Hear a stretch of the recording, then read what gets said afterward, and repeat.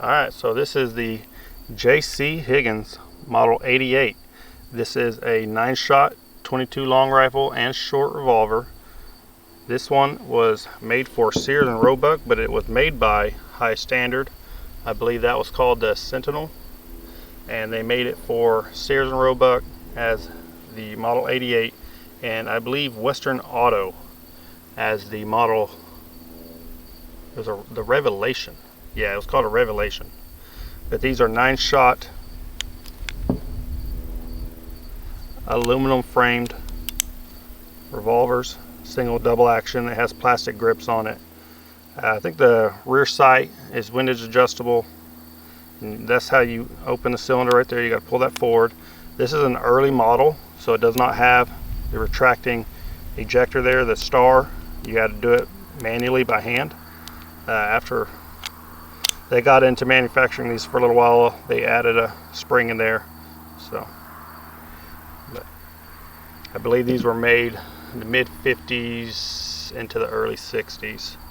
I think I've read it 65, but also that Sears stopped selling them at 63, so somewhere in the early 60s.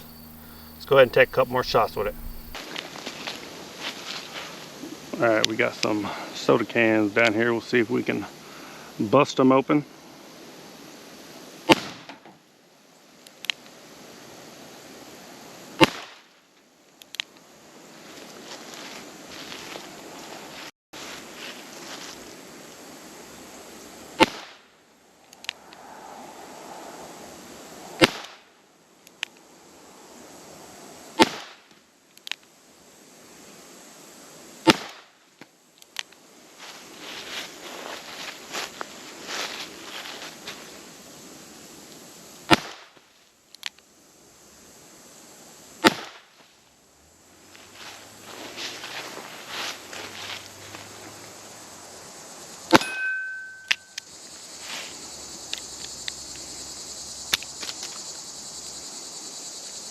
Alright, now this is a fairly accurate little revolver.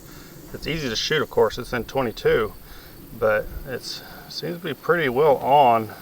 I haven't touched the sights at all. The only thing I've noticed is that you do have to hold a 6 o'clock hold, and I believe that was even in the instruction manual that came with these. Now, I don't have access to the box or the manuals or anything anymore, but there's a little bit of information online. You look these up. They have a pretty good following. A lot of people grew up with them, loved them. They're not worth a lot. I think you can roughly find these for $200 now, maybe a little more, a little less, depending on the seller and the condition. This one's got a lot of finish loss on it, so it is what it is. It's still a great little plinker though, and this one has actually been in the wife's family for a little while now. My wife's grandfather actually purchased this new out of this Sears and Roebuck catalog whenever I guess back in the 60s or so, early 60s. He said he believed he paid around $30 for it, and it has since then went on to her father, and he's the one that lent it to me today to take a look at it.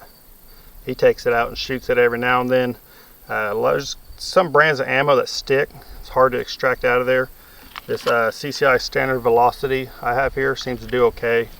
some of the federal ammo I was shooting through it stuck pretty bad.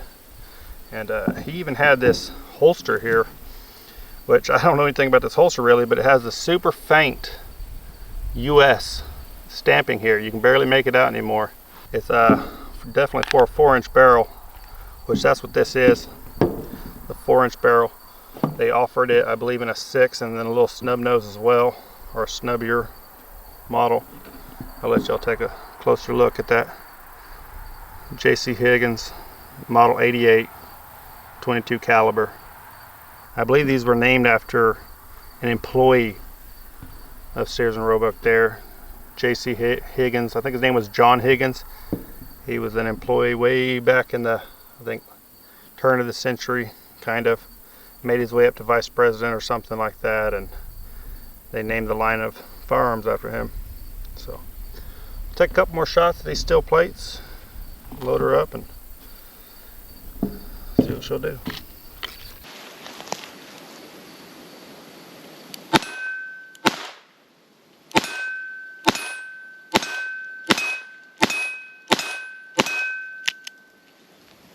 Missed one of those.